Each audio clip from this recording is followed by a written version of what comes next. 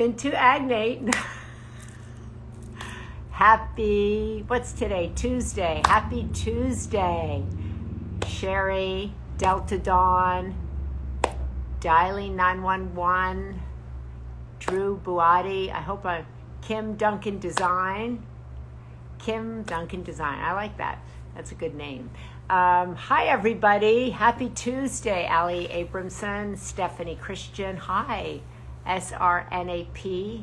Resort to Health. I love that. That's a good name, Resort to Health. Today, we're going to talk transitions, everybody. And boy, does everybody I talk to feel like they're in the middle of some kind of major transition. And we're going to talk with someone who actually knows a lot about transitions, who's researched them. His new book is Life in the Transitions, Mastering Change at Any Age. Bruce Feiler, my daughter Christina, who refuses to join this chat here, told me about Bruce. She was listening to him on a podcast and said, oh my gosh, this man has such great ideas and such great information and such great tools for all of us who are in transition, and all of us are going through it kind of collectively through the pandemic. When we have a birthday, I have a birthday coming up. The election is a major transition for all of us, for our whole country. And so how can we go through this better? What tools do we need? How can we rise above?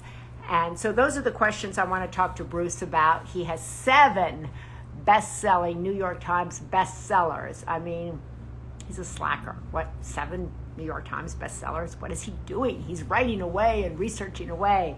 And I love that he said that he's going to talk about, oh, there, he's already there. I'm waiting for him. I'm waiting for Bruce to come on and tell me how to master my transitions. There he is. Hi, how are you? So nice to be with you, Maria, and thank you for your daughter. Can I thank her for recommending this? Can we get a peek there, even though she's been shy? Will she do it for me if she wouldn't do it for you? Yeah, will she do it for there? Here she is. This is Christina. Hi. Christina. Hi, Christina. Hi, how are you? Thank you for bringing me into the family. I feel so honored, and thank you for the recommendation. I'm looking forward to this conversation. Of course, I'm excited to listen to this conversation. Well, what I want to say. Go ahead. I'm still here. No, well, I was just going to say, Maria, and to Christina too, like so many people, I feel a part of your extended family. My wife, Linda, is friends with your brother, Tim, and oh my God. So many years ago, I was friendly with and worked closely with your cousin, John. So I sort of feel like I've been a member of the family, and I'm excited to be here today. Oh, that just gave me goosebumps. That's so nice. Gosh, I'm late to the party. All of you guys were like hanging out without me. I don't know, but thank you, Christina. Now we're all together. But I love getting to know you, Bruce. I'm reading, about you. And I thought that kind of it would be so important to talk to you. Now we're going to use this interview also in the Sunday paper because we're all in this major transition, right? And we're all struggling. Everybody I talk to says, I'm anxious, I'm afraid, I don't know what's going to happen, I don't know what to do. And what is the best advice you can give to us about how to navigate this uncertain time?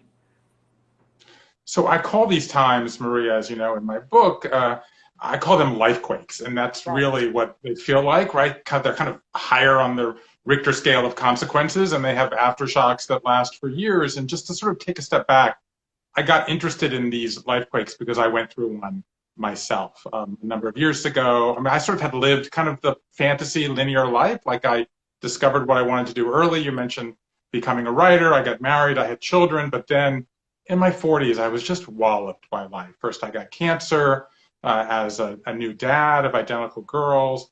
I almost went bankrupt in the last recession. And then my dad, who has Parkinson's, tried to take his own life. 6 times in 12 weeks, he tried to end his life. And, you just look at your expression, this was just an awful period where it felt like life was coming at me from all ways. Yeah. And I was really looking for a book that could help during these periods, and I couldn't really find one. So I set out on this journey because everyone I talked to said exactly what you just said, like the life I'm living is not the life I expected. Like I'm living life out of order in some way. And so I set out on this journey, crisscrossing the country, collecting what became hundreds of life stories of Americans in all 50 states, people who lost limbs, lost homes, changed careers, changed religions, got sober, got out of bad marriages. And at the end, I had 1,000 hours. You know, you're a journalist. I had 6,000 pages of transcripts. I spent a year with a team of 12 people kind of combing through them, trying to sort of figure out tools that could help all of us when we go through these times. And I have to say, I worked on this book for half a decade, and it arrives this summer at the moment when the entire planet is going through a transition at the right time. So it's sort of, people turn out to have a kind of a visceral need for this. And so you asked me for a tip. What I would say is, first of all, you're not alone, and that these times have a kind of structure to them, right? So that, I mean, this is really, I think a big idea is that, you know, there are phases to these transitions. So the kind of the first tip I would say is, what you're going through, it may be voluntary, like you may choose to be moving, or maybe you want to step back from your job to spend more time with your children, or involuntary, you may have lost your job, or God forbid, lost a loved one. But that the transition that you go through, that must be voluntary. So you have to choose to kind of lean in and take the steps that will help you get through this period.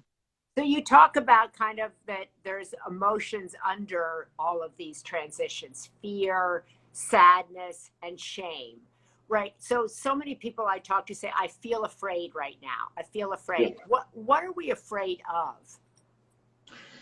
So, so the transitions, you know, when we first get into them, I think that there are two types of people. Some people, and I don't know which one you are, but I could guess, some people make a 222 item to-do list and say, I'm going to do it all this weekend, and I'm going to be like a transition superhero. And other people are like, and my guess is that's probably you. Other people are like, I'm in a fetal position on the bed and I can't move, right? But the truth is, when you look at enough of them, they have a kind of structure to them. So transitions involve three phases. The first is the long goodbye, where you have to mourn the world that's not coming back. Then there's this messy middle, where you shed certain habits and create new ones. And then there's the new beginning, where you finally unveil the new self. And so that first one is the one you're talking about. You're talking about the long goodbye. And think about the pandemic. Yeah. We had a kind of a national crisis in long goodbye. Like, we all thought, oh, we'll go inside and we'll go back to normal. Well, we're now 7 months in and we know we're not going back to normal. So the long goodbye begins, number one, the first tool is to accept it. So as you said, the top three emotions that people struggle with, and I looked 200 people in the eye and said, what's the biggest emotion? Number one was fear. And so what are you afraid of? Can I get through it? Will I run out of money? How will I live without this person? What will I do without my legs if I've just lost them in a car accident north of Grand Rapids, as one person? What will I do without my face? I talked to a soldier who had his face shot off by the Taliban, had 31 surgeries between the tip of his nose and the tip of his chin, including having his tongue sewn back on. So people are afraid that they won't get through it. And what they're sad about is, I liked my old life, right? I liked my status, or I liked having money, or I liked being married, or I liked, you know, having the bottle that could comfort me. But then I asked people how they got through it. And this was interesting, right? Because some people write down their feelings. That can be very comforting. Some people are like me, which is sort of like, buckle down, like stop whining and go to work, like kind of plow your way through it. But 80%, Maria, they use rituals of some way. They hold a ceremony, right? They sing a certain song. They take a walk to a beloved place. I talked to a woman not far from you in I don't know if you're in Southern California now, but in Southern California, Lisa Ray Rosenberg, who had an awful year. She was a bone marrow donor. She had a falling out with her mom. She went on 52 first dates, and she's like, this is too much. By the way, you'll love this, she made a spreadsheet of what she wore on every first date, because she only went on 7 second dates, and she figured, like, I don't want to wear the same thing on the second date, so I'd wear it on the first date. Anyway, her biggest fear was heights, so she jumped out of a plane. So these rituals are ways of kind of saying to ourselves, to our loved ones, your daughter in this case, your mom, you know what, I'm going through a difficult time, but I'm going to acknowledge that we're not going back, and I'm ready for that messiness that's often is the phase that follows next. So Christina had a good question. So she was saying, and there's some blur with your internet, so I know people are mentioning that to me, but I see it, but now it's better. Now, if you back up a little bit, Bruce, I think it's a little bit better when you pull back a little bit. But that, okay, you know you're going through a hard time. And so you know, but then what? Knowing is one thing, right? But actually the tools that we need to actually transition from one phase to another, to get out of the life quake. What are the tools? I know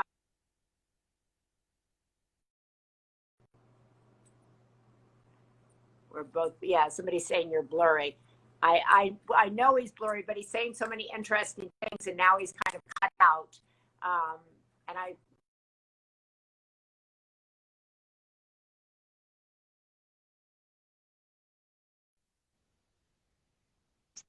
Can you hear me again?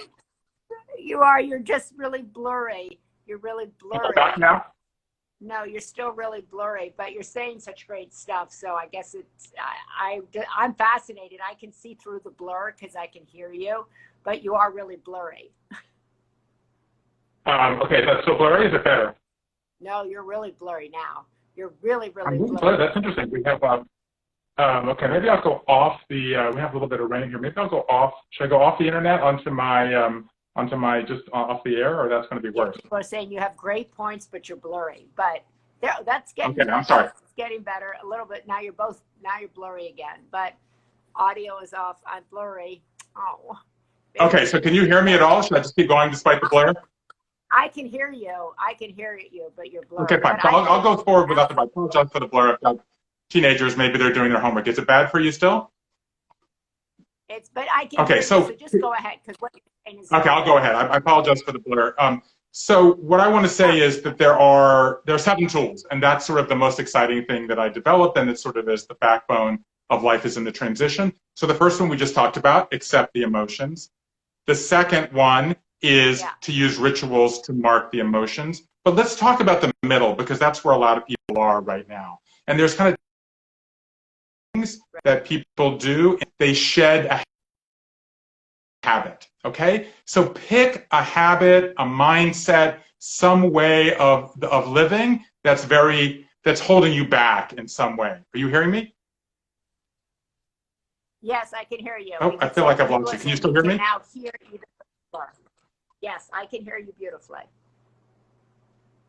Okay, fine. So two practical tools here for the messy middle. Number 1, shed a habit, okay? Maybe drinking too much, maybe working too hard, maybe being a pleaser, maybe, I talked to a woman who went through a very difficult life transition. She was changing jobs, she got sick, she was getting out of a bad marriage. The habit she shed was walking home and opening the fridge and eating. And so she finally broke this habit of yo-yo dieting her whole life and lost 30 pounds. So there's shedding is sort of the third tool. And that kind of clears the way for one of the most thrilling parts of this process, which is people turn to astonishing acts of creativity. Wow. They sing, they dance, they write. I mean, I talked to a woman who was going through a big work crisis. She started painting birdhouses. Remember that guy, Zach Herrick? I mentioned the veteran who had his face shot off by the Taliban. Right. He was on the brink of suicide ideation. He learned to cook, to write poetry, and to paint. He told me, I used to splatter paint. He said he splatters paint. He's like, you know that guy Jackson Pollock? Yeah. Like him. And he said, like, I used to splatter the enemy with bullets, and now I splatter the canvas with paint. Like, so and I just love this, Marie. And by the way, what happened in the pandemic? Back to the pandemic. What was the #1 cliche in the spring?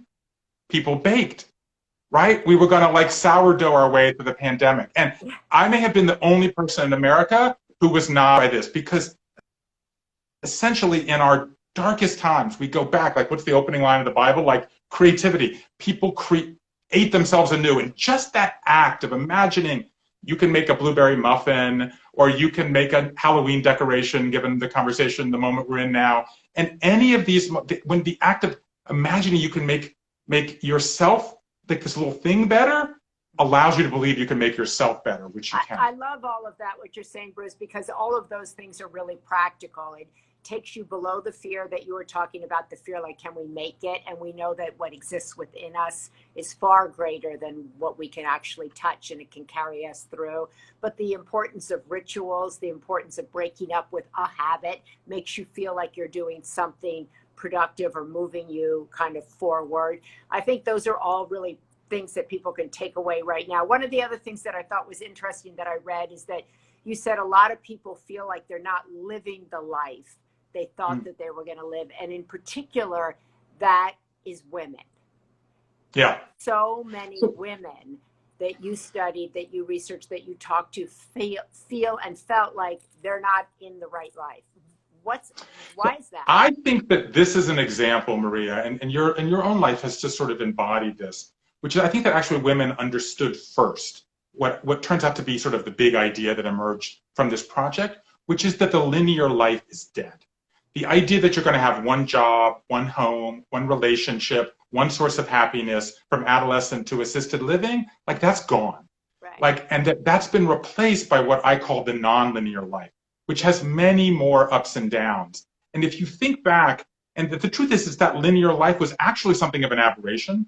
In the ancient world, they thought life was a cycle. They didn't even have time.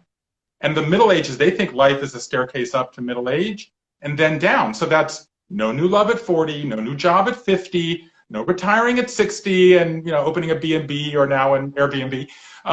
This idea of the linear life was really an artificial construct of the 20th century. You think of Gail Sheehy back in the 70s writing Passages. And what Passages said is the subtitle of that book that 20 million people read, all of our mothers read, was The Predictable Passages of Adult Life.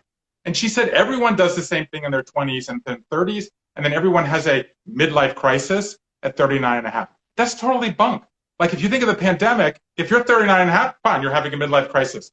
But if you're 27, you're having a crisis. If you're 67, you're having a crisis, or 15, like my identical twin daughters. So the point is that these transitions, these interruptions come at all times of our life. My data show that we have 3 to 5 of these lifequakes in our lives. And they last, on average, 4 or 5 years. And do you think that you do the math, that means 25 years, half of our adult lives, we're spending in transition. Yeah. That's why this book is called Life is in the Transitions, because if we look at these as miserable periods we have to kind of slog our way through, we're blowing half of our life because these are difficult, but they are also opportunities for renewal and growth.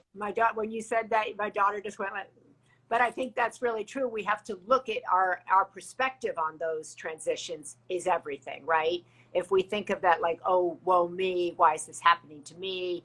I was not supposed to turn out like this, as opposed to, wait a second, it's not linear. It's not linear for anybody.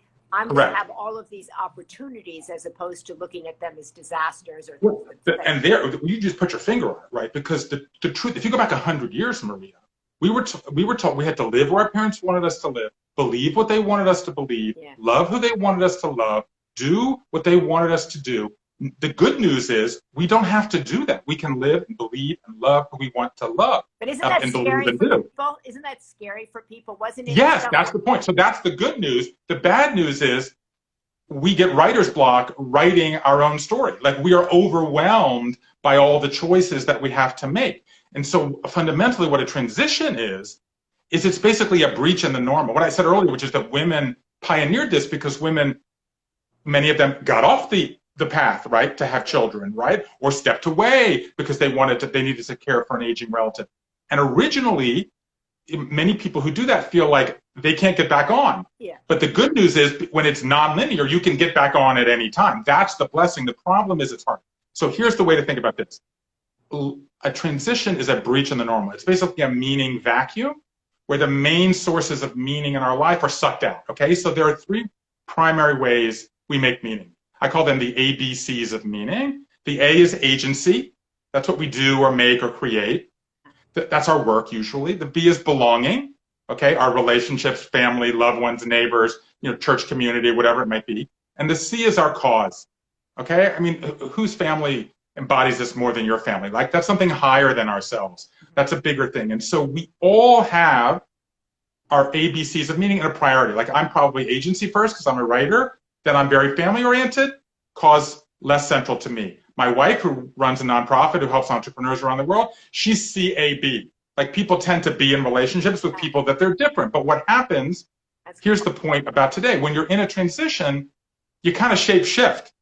Like, so maybe you've been working hard and you want to spend more time with your family, or maybe you're being a primary caretaker and you burn out and you want to do something for yourself, or maybe you've been giving back, okay? And you say, you know what, I want to write a memoir or something. So in these opportunities, while it's painful, say, am I prioritizing the right things, or do I want to kind of rethink how I spend my time and how I prioritize who I am? Bruce, and your internet now is perfect, so I just want to let you know. Okay, good. But finally, is this something that we kind of should stop and reassess every year, every couple of years? Do we look at our life and go, transition, lifequake, anxiety, fear, or is it something that just is bubbling up and then we realize, uh-oh, something's wrong?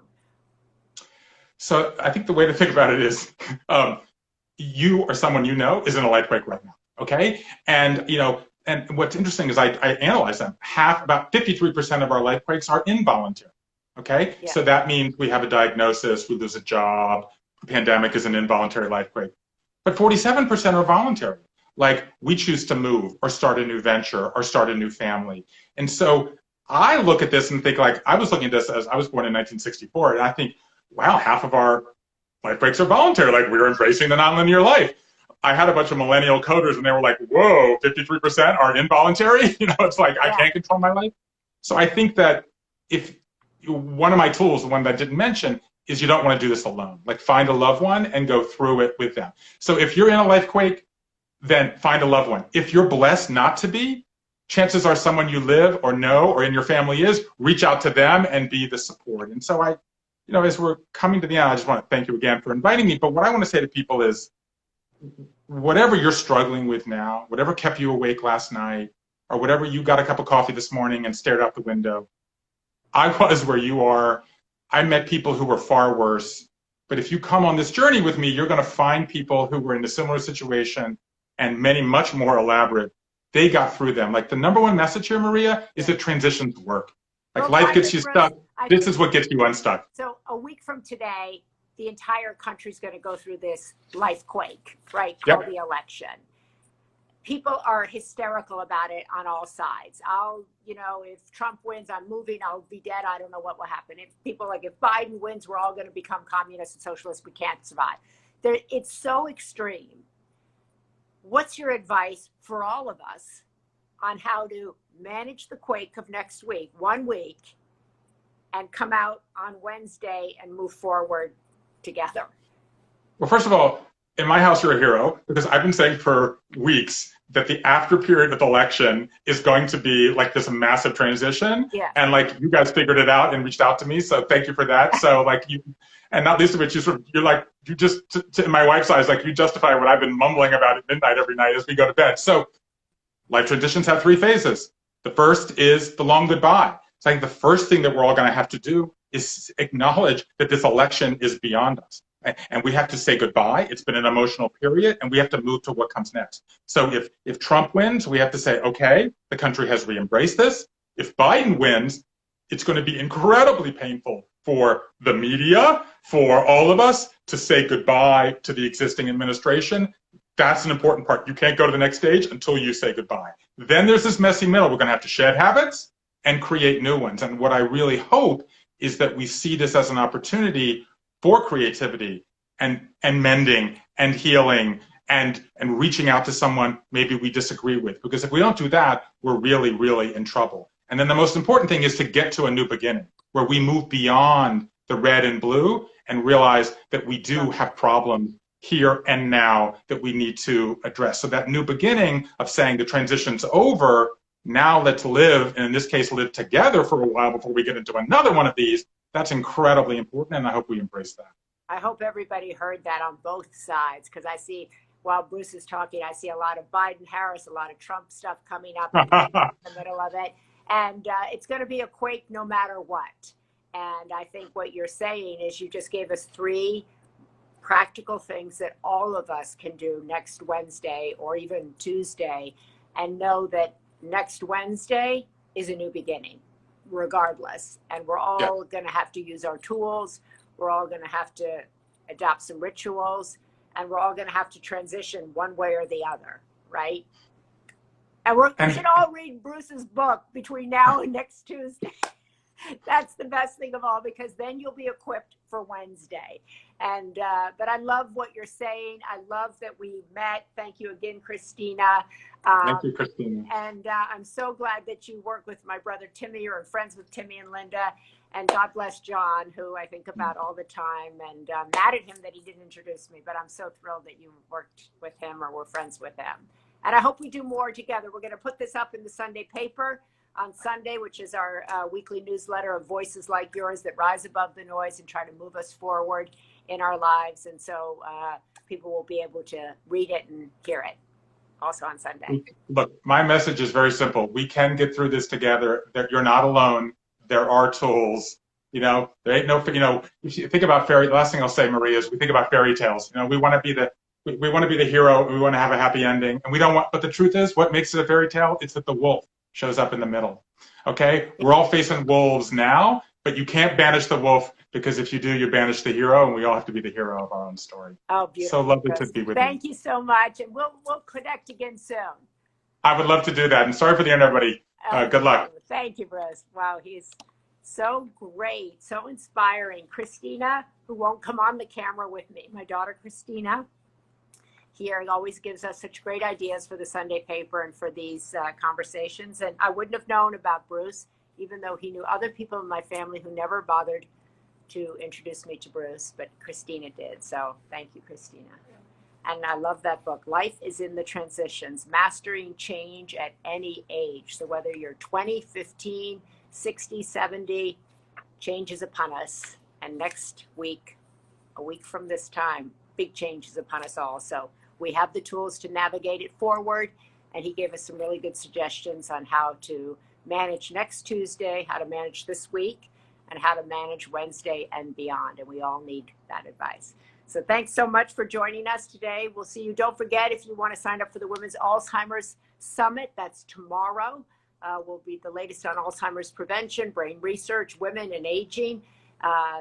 Thousands of people coming to that. I hope you'll think about joining us. And also we'll be back here again on Thursday with Amanda Klotz. And actually, I think Maya Harris also will be talking with her Thursday morning. Oh my God, we're busy here. But thanks so much for joining us, and we'll see you soon. Have a great rest of your day. Bye.